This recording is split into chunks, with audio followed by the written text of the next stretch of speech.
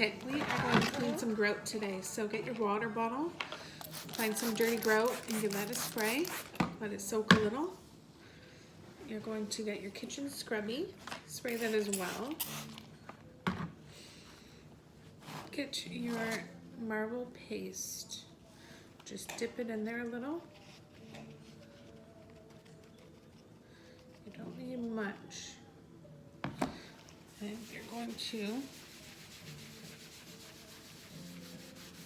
scrub it like this. You don't have to go hard at all. The fibers and the cold water, they're acting together right now and they're grabbing onto all the dirt that's coming in its path. So that was easily done. That was quickly done.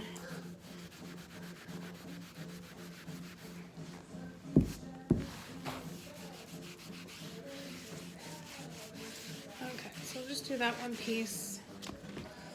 And then after, I get my kitchen all-purpose, spray it with more water, and just wipe that all up.